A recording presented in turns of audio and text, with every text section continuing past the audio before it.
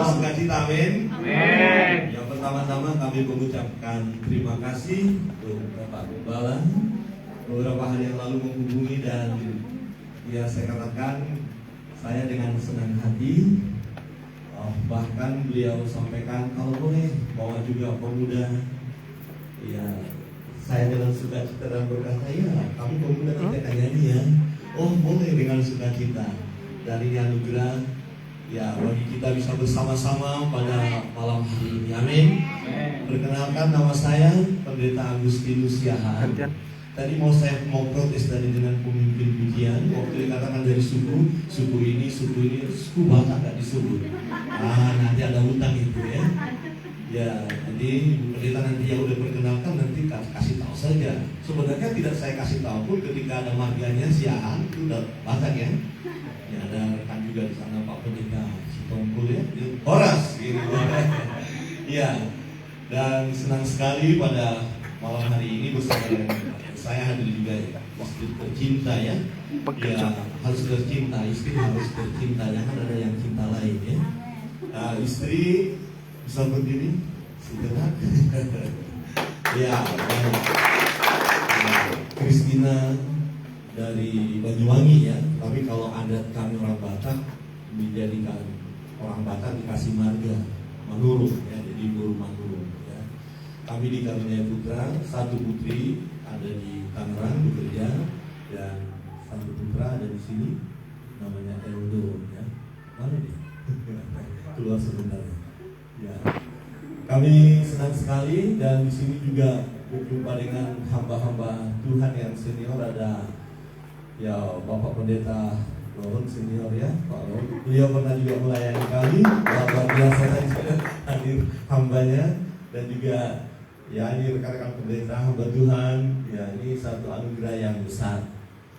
Bapak Ibu Saudara yang terkasih dalam Tuhan, pujian kita hari ini membawa kita sukacita.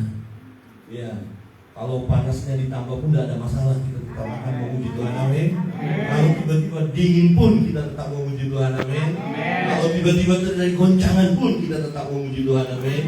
Kalaupun tiba-tiba ada serangan yang datang menyerang kita, kita tetap memuji Tuhan, amin. Kalau ada badai, tetap memuji Tuhan, amin. Amin. Kalau ingat hutang, tetap memuji Tuhan, amin. Kalau ingat beras sudah tidak ada, tetap memuji Tuhan, amin. Diberikan tema adalah berhasil dalam pengharapan. Ya ini menarik sekali. Tidak selalu apa yang kita harapkan langsung kita dapatkan. Ketika sesuatu yang kita harapkan belum kita dapatkan, ini sangat berbahaya. Ada yang benar, ini bahaya ini. Ya, kalau sesuatu yang kita impikan tidak kita dapatkan, bisa kita kecewa, putus asa dan kita bisa nggak percaya sama Tuhan. Ya seperti itu. Nah, Yohanes pasal 14 ayat 6 berkata, kata Yesus kepadanya, akulah jalan dan kebenaran dan hidup. Tidak ada seorang pun yang datang kepada Bapa kalau tidak melalui aku. Ya. Konteksnya adalah Yesus akan meninggalkan murid-murid. Ini satu persoalan. Mereka mulai khawatir, mulai takut. Ya, seseorang yang mendampingi mereka yang hebat, yang luar biasa akan meninggalkan mereka. Maka Tuhan Yesus jangan takut, jangan gelisah, jangan cemas. Saya merenungkan bagian ini kira-kira apa pergumulan dari jemaat sehingga tema kita muncul tahun ini adalah berhasil dalam pengharapan. Dan ini saya pikir sesuatu yang sangat penting sekali.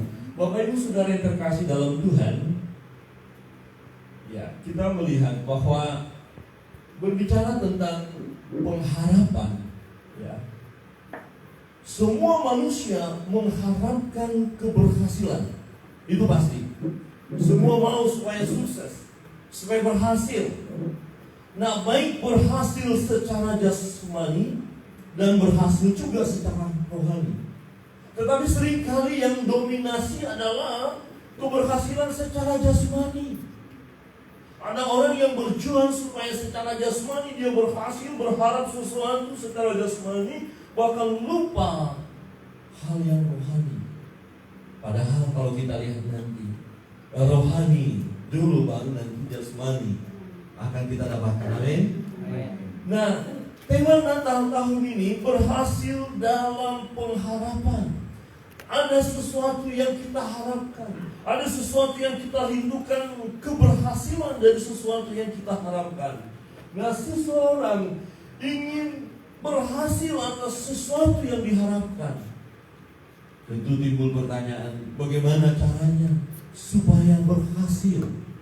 Ada orang mulai mencari rahasia keberhasilan, apa yang mau dilakukan, ya, apa yang akan kita kerjakan supaya kita berhasil.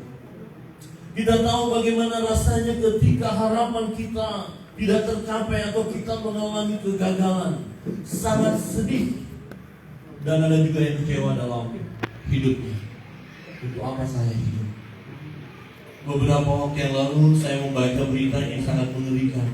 Ada pasangan yang seharusnya mereka bersukacita tetapi sepakat pergi ke rel kereta api dan bunuh diri.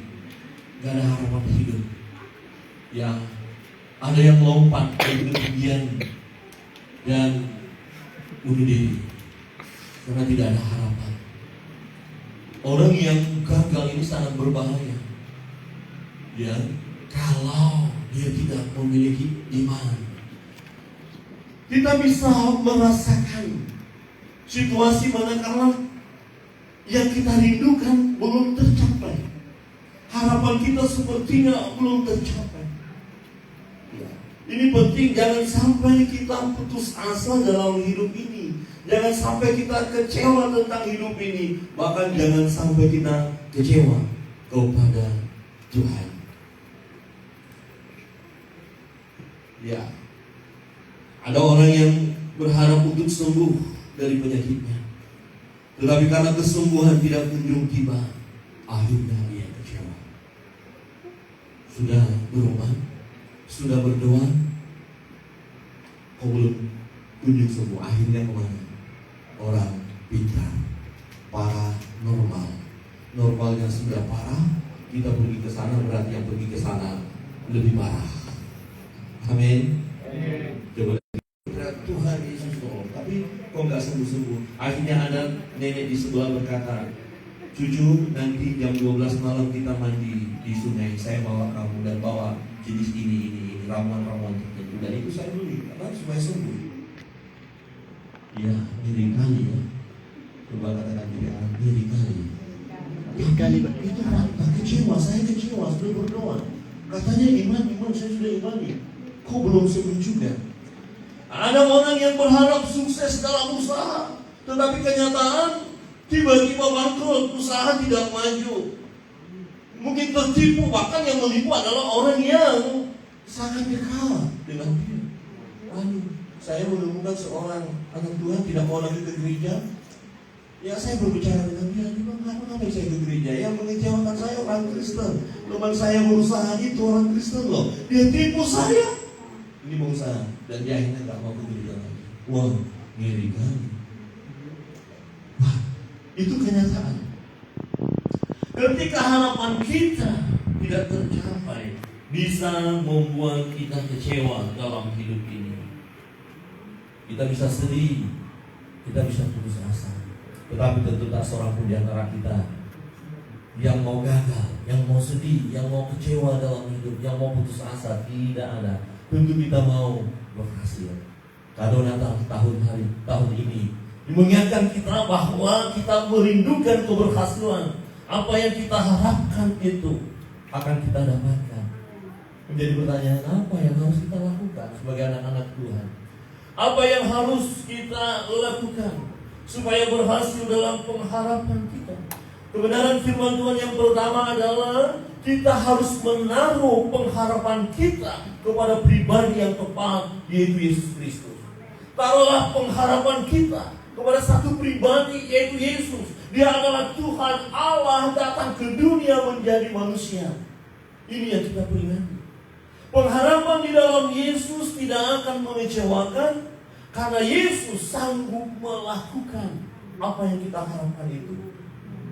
Apa yang Bapak Ibu harapkan, Tuhan Yesus sanggup memberikannya. Di ayat 13 berkata firman Tuhan, Di ayat 13. Dan apa juga yang dan sampai mati di kayu salib. Firman Tuhan katakan, ia yang tidak menyayangkan putranya yang tunggal. Bagaimana mungkin dia tidak akan menyerahkan segala sesuatu kepada kita? Bagaimana mungkin Allah berdiam kemudian melihat kita? Oh, biarlah buru-buru berkata, Tuhan tidak sanggup menolong. Jangan buru-buru berkata, Tuhan tidak punya kuasa. Jangan buru-buru berkata, ya selesai, tidak usah menyembahkan saya. Dan mungkin tahun ini kita mulai ada sesuatu yang kita harapkan. Kebenaran firman Tuhan mengingatkan kita, berharaplah hanya kepada Dia, kepada satu pribadi yang kita peringati pada malam hari ini, kedatangannya ke dunia. Dia berkata, apa saja yang kamu minta, apa saja. Dan jika itu memang kita perlukan, kita butuhkan, mengapa Dia tidak berikan? Dia pasti memberikan. Amin. Kita akan berhasil dengan apa yang kita harapkan, karena kita berharap hanya kepada Dia. Amin. Katakan kiri kanan, berharap pada Yesus. Kalau kepada tetangga akan mengecewakan, kita pikir tetangga itu hanya garam saja, masa nggak dikasih? Nggak dikasih, kita kecewa. Cuma jangan berharap sama orang tua bisa mengecewakan anak. Lalu bapak-bapak, ibu-ibu, pernah mengecewakan anak. Kita mau berharap, ini orang dekat, ini hebat, ini bisa menolong saya. Ketika kita datang minta bantuannya, dia cuek aja. Bahkan berkata, siapa ya? Sebetulnya pernah kenal ya. Terlalu. Saudara, kadang-kadang kita terjebak kepada siapa kita berharap. Sang pemakhluk ketika berbumi katakan, aku melayangkan mataku ke gunung. Dari mana datangnya pertolongan? Dia coba melihat dulu, siapa yang bisa nolong saya ya? Tapi kemudian dia berkata, pertolonganku hanya daripada Tuhan. Kita berharap kepada Yesus. Jangan hanya tiap tahun merayakan Natal, tapi ketika ada masalah, ada pergumulan, kita tidak datang kepada Yesus. Ada banyak orang-orang yang menyebut dirinya orang Kristen, tidak bersandar kepada Yesus, tidak berharap kepada Yesus. Dia berharap kepada kekuatannya, dia berharap kepada kekayaannya, dia berharap kepada kepintarannya, kehebatannya, mengandalkan diri sendiri. Dan pada akhirnya kecewa. Kenapa? Karena tidak akan bisa menyelesaikan masalahnya. Hanya di dalam Yesus ada jawaban. Kebenaran firman Tuhan yang kedua, apa yang harus kita lakukan? Bapak Ibu sudah dikasih Tuhan. Kita harus tetap mempercayai Dia, mempercayai Yesus, dan jangan goncang iman kita. Ini penting.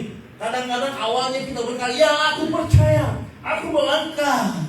Tetapi ketika dalam perjalanan hidup kita mulai merasa tergoncang, kemudian tidak sedikit yang akhirnya mundur dan bahkan bisa menggantikan Yesus dengan hal yang lain.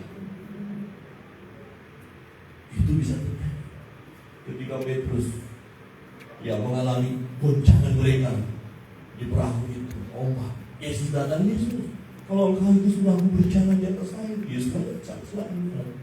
Apakah Petrus bisa berjalan di atas air? Bisa. Tapi kemudian kenapa dia mulai tenggelam? Nah ini persoalan yang sedikit kita hadapi.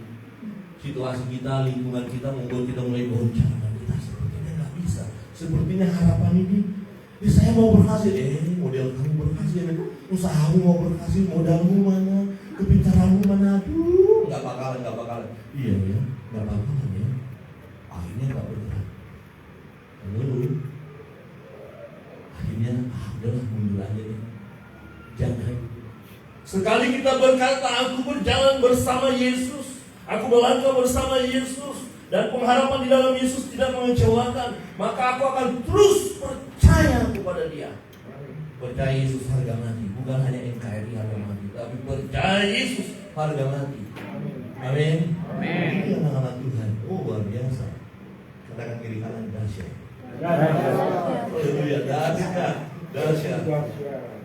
Kita tahu bahwa waktu Tuhan adalah waktu yang terbaik. Di sini persoalan kita seringkali kita tidak menyadari waktu itu. Maunya hari ini Tuhan, maunya waktu saya.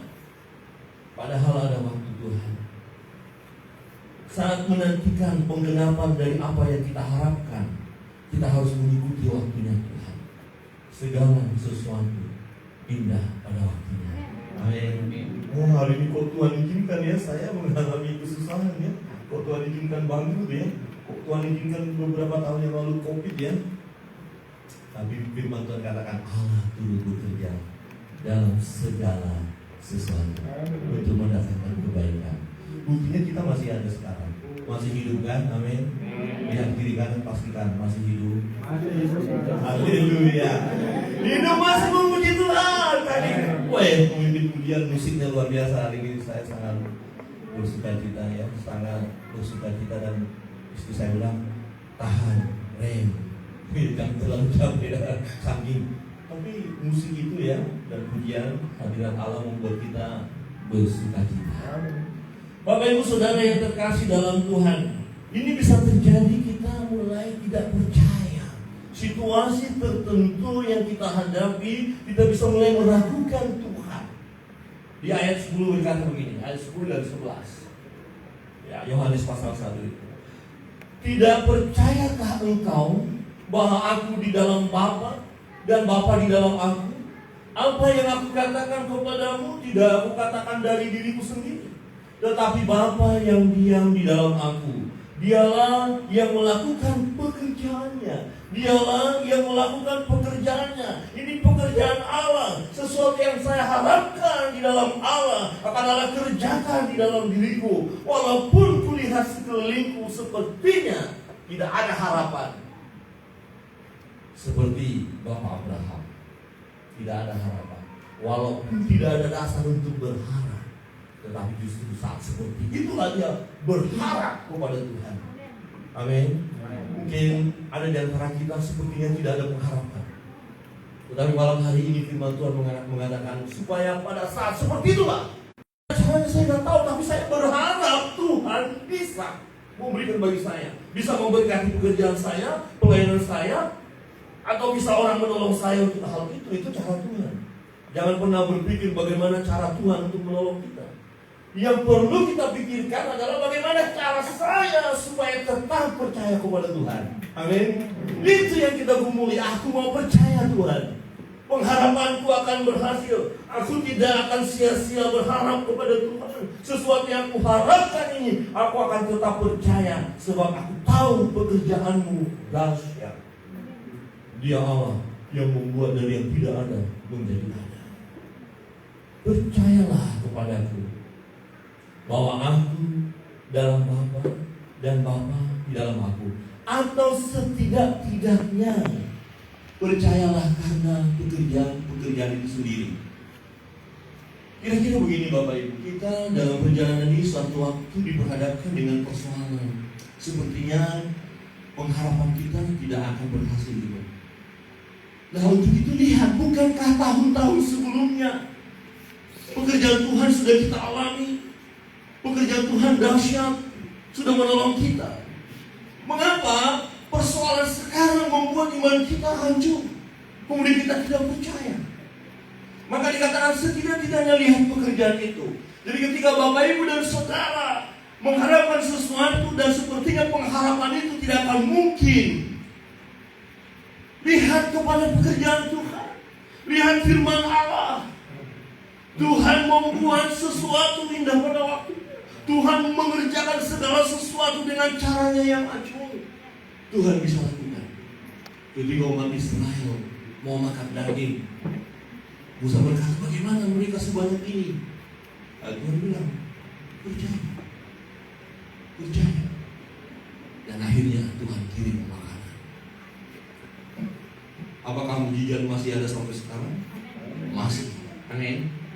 Masih ada. Jadi salah kalau ada teknologi berkata sudah tidak ada mujizat. Teknologi aja kita andalkan. Nanti dulu. Teknologi kan karya dari manusia juga. Manusia yang diberikan hikmat oleh Tuhan kepandaian. Ya, satu ketika dosen kami pernah berkata begini, dia orang pintar dan dia mulai membanggakan dirinya. Jadi waktu ujian dia nggak belajar, gampang kecil. Nah kemudian setelah ujian soal itu dia ngerti, dia belajar, tapi dia nggak bisa jawab sama sekali. Dia bersaksi. Waktu itu dia katakan, saya diklik sama Tuhan, pikiran saya diklik. blank, tidak bisa jawab. Dia menangis. Di kursi ujian itu dia menangis, minta ampun di hadapan Tuhan. Dia menganggap remeh, mengandalkan kekuatannya, dan akhirnya Tuhan klik pikirannya. Coba lihat kiri kanan dan katakan jangan sampai diklik. Bahaya loh. Sampai diklik. Bahaya. Sampai diklik. Nggak bahaya, tak? Bahaya. Klik, selesai.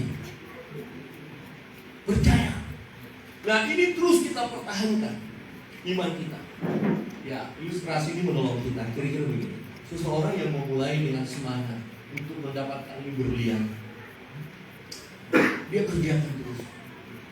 Tapi kemudian dia kelelahan. Itu perjalanan hidup kita, Bapak Ibu. Mengikut Kristus, kita bisa mengalami kelelahan, jenuh. Bisa. Hamba Tuhan senior kuliah, Pak Pendeta ya Pak. Bisa juga Pak ya. Jadi kalau kita juga sharing sama Bapak Pendeta, bisa lelah. Tetapi dia awalnya mengerjakan lelah, hanya tinggal sedikit lagi. Setelah sedikit lagi. Ayo, aduh, sedikit lagi. Tapi namanya sudah kecewa. Saya sudah terlalu capek ini pekerjaan sia-sia. Kadang-kadang kita bisa berkata, itu Tuhan ini sudah sia-sia. Kemudian datang lagi keluarga, sudahlah tinggal karena Tuhan, yuk kamu kesini dapat lagi harta warisan ini, ambil ini, ambil dah. Iya. Nah ini apa sih ngomong gitu? Ada harta. Saya pernah bertemu dengan seseorang dan dulu ditawari dia, apa saya kasih ya? Tapi puji Tuhan dia berkata, Yesus Tuhan, Yesus Tuhan. Jadi jangan sampai kita pulang. Kita sudah berkata mengikut Kristus, itu kemudian berhasil dalam apa yang kita inginkan. Tapi kemudian kita pulang dengan kecewa. Sedikit lagi. Lihat kiri kanan dan katakan bertahanlah sedikit lagi. Bertahan. Sedikit lagi. Waktunya sudah dekat ya. Hari Tuhan sudah dekat. Sedikit lagi. Bertahan. Kemarin saya melihat kiriman WA bagus sekali ya. Saya seorang pendeta yang kebetulan dia lagi khotbah ya. Dia berdiri dan panggil Tuhan. Tadi selesai ya. Nyaman tuh. Itu bertahan. Daripada nanti ketangkap di sana di satu tempat yang gelap. Sudah tidak ada dia siapa? Hamba Tuhan katanya. Janganlah. Kalau di atas mimbar seperti ini kan bagus ya. Pak Pendeta ya, Pak Pendeta. Daripada kayak hidup dulu ya. Hidup dulu selesai siapa yang wah syukurlah kata orang. Tapi kalau hidup sekarang wah luar biasa karya Tuhan. Sedikit lagi bertahanlah. Kebenaran yang ketiga Bapak Ibu Saudara kasih dalam Tuhan, apa yang harus kita lakukan? Ya. Yang ketiga, kita harus mengerti dan tunduk kepada kehendak Allah.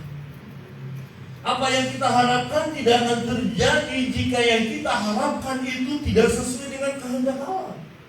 Kita mau berhasil dengan apa yang kita harapkan, tapi yang kita harapkan ini tidak sesuai dengan firman Allah. Tuhan tidak berkasih. Ya, saya pernah menggambarkan seperti seorang anak yang kita kasihan yang masih kecil ketika lihat papanya lagi gunting cukur dengan pisau, kemudian sang anak bilang, apa saya mau pisau itu. Dia nangis minta pisau cukur, tapi papanya tidak kasih karena tidak bagus permintaan itu. Kadang bisa mencelakakan. Tetapi kalau kita minta sesuatu yang bukan untuk mencelakakan diri kita, tetapi untuk memberikan kebahagiaan kepada kita, maka Tuhan akan kasih. Amin. Itu namanya sesuai dengan kehendak Allah. Sesuai dengan kehendak Allah. Jadi perlu juga kita rubah. Kalau ada pengharapan kita selama ini tidak sesuai dengan kehendak Allah, ganti doa ya. Jadi doa saya ini salah ini. Saya mau ganti doa ini. Ya tidak masalah. Yang sesuai dengan kehendak Allah yang kita doakan. Ya. Pengharapan kita ya kepada Dia, kepada Tuhan tidak akan mengecewakan. Di ayat 2 berkata, di rumah Bapakku banyak tempat tinggal. Jika tidak demikian, tentu aku mengatakannya kepadamu. Sebab aku pergi ke situ untuk menyediakan tempat bagimu. Saya melihat bagian ini adalah bahwa Tuhan menyediakan yang terbaik bagi kita. Amin. Dia sediakan, hanya kadang-kadang kita yang maunya kita. Nah di sini letaknya kita akhirnya kecewa ketika yang kita minta yang tidak sesuai dengan kehendaknya, Tuhan tidak berikan. Kita mulai kecewa. Padahal maksud Tuhan kenapa tidak memberikannya, supaya kita tidak hancur dalam kehidupan kita ketika hal itu kita dapatkan. Sesuatu yang baik telah Tuhan sediakan. Yesus berkata, aku pergi ke situ untuk menyediakan tempat bagimu. Dan apabila aku telah pergi ke situ dan telah menyediakan tempat bagimu, aku akan datang kembali dan membawa kamu ke tempatku, supaya di tempat di mana aku berada, kamu pun berada. Sesuatu yang luar biasa. Bersama dengan Tuhan, bukankah itu satu kebahagiaan? Tentu kebahagiaan. Ya. Dia yang tepat berkata begini, dan kemana aku pergi, kamu tahu jalan ke situ. Kata Thomas kepadanya, Tuhan, kami tidak tahu kemana kau pergi. Jadi bagaimana kami tahu jalan ke situ? Ini yang saya katakan. Kita harus mengerti kehendak Allah. Ya, kita harus tahu kemana tujuan akhir hidup kita kemana.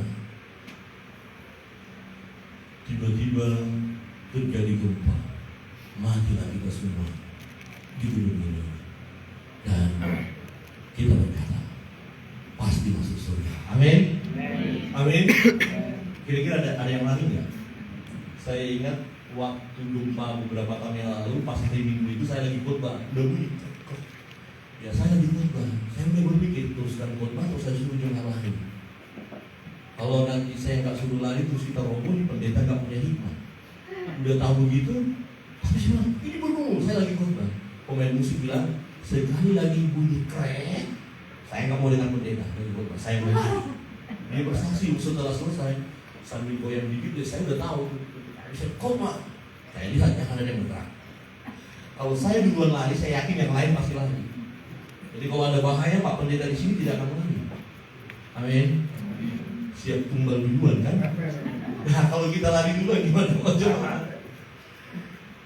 Dan puji Tuhan, memang goyang sekali. Tapi tidak ada yang lari. Kalau gembala jangan lari ya. Ketika ada gempa. Tapi saya hanya berpikir nanti orang-orang bilang nih Pak Sihan itu udah gak beres, udah keadaan situasi seperti itu, kalau berhikmat kan suruh lari dong. Itu judul gimana yang benarnya ini? Polanya apa enggak? Saya katakan kalau mati masuk surga, amin. Oke, mantap. Jangan ada yang lari. Mati masuk surga, amin. Mengapa? Karena Yesus, akulah jalan dan kebenaran dan hidup, dan kita sudah ada di dalam Dia. Natal mengingatkan kita untuk siap menghadapi segala sesuatu. Berkat apa yang kita dapatkan? Ketika Petrus setelah mengikuti Yesus, dia bertanya, ini suatu hal yang luar biasa. Ya. Dalam Markus, ya. Oke. Di dalam Markus pasal 10. Nah, pengharapan kita akan berhasil baik secara rohani maupun secara jasmani, karena keduanya sesuai dengan kehendak Allah. Allah juga menjanjikan kepada kita keberhasilan secara jasmani. Ketika Petrus bertanya, apa upah kami? Yesus menjawab bahwa Dia akan menerima masa kini dan masa yang akan datang. Artinya, sesuatu yang kita harapkan sekarang, tetap harapkan. Tuhan mau memberikan kita masa kini, amin. Tetapi juga masa yang akan datang. Kadang-kadang orang berkata hanya memikirkan masa yang akan datang, nah sekarang nggak perlu, itu salah juga menurut saya. Karena kehidupan kita sekarang pun Tuhan peduli dengan kita. Jadi apa yang kita harapkan masa sekarang itu pun Engkau. Kami tinggalkan segala sesuatu dan mengikut Engkau. Jawab Yesus, aku berkata kepadamu, sesungguhnya setiap orang yang karena aku dan karena Injil meninggalkan rumahnya, saudaranya laki-laki atau saudaranya perempuan, ibunya atau bapaknya, anak-anaknya atau ladangnya. Ini menarik. Orang itu sekarang pada masa ini juga akan menerima kembali 100 kali lipat. Artinya pengharapan kita yang kita rindukan untuk kita nikmati masa sekarang, itu Tuhan akan berikan. Cepat mengerti, amin. Amin. Amin. Pasti. Karena sesuai dengan kehendaknya. Yang didapatkan rumah, saudara laki-laki, saudara perempuan, ibu, anak, dan ladang. Sesuatu yang kita tinggalkan tadi kita akan dapatkan kembali. Ada penghiburan daripada Tuhan, sekalipun disertai berbagai penganiayaan. Dan pada zaman yang akan datang, ia akan menerima hidup yang kekal. Pada zaman yang akan datang. Wow, indah sekali ya. Kita tahu kehendak Allah. Ya, kita jangan ragu-ragu berkata, saya akan berhasil dengan apa yang saya harapkan. Harapan kita untuk masa kini pegang. Kita mau berhasil, kita mau jadi berkat karena kita diberkati oleh Tuhan. Kita pun jadi berkat masa kini dan masa yang akan datang. Kita akan bersama-sama dengan Tuhan. Bapak Ibu saudara yang terkasih dalam Tuhan. Perayaan Natal malam hari ini mengingatkan kita itu segala sesuatu yang kita harapkan. Kalau tahun lalu ada sesuatu yang diharapkan belum sampai, jangan berkata ternyata pengharapan pada Yesus saja. Jangan, hanya waktunya saja. Tunggu dan kita percaya. Untuk itu apa yang harus kita lakukan supaya berhasil dalam pengharapan kita? Pertama, kita harus menaruh pengharapan kita kepada pribadi yang tepat, yaitu Yesus Kristus, yang hari ini kita rayakan kelahirannya. Yang kedua, kita harus tetap mempercayai Yesus dan jangan goncang iman kita. Sekalipun di sekeliling kita mulai menggoncangkan kita, mulai mempengaruhi kita supaya tidak bertahan, tapi kita tahu bahwa kita harus terus bertahan karena pengharapan yang kita taruh kepada Yesus itu tidak akan sia-sia, dan kita harus mengerti dan tunduk kepada kehendak Allah. Kiranya Tuhan memberkati kita. Satu pujian dari kaum muda.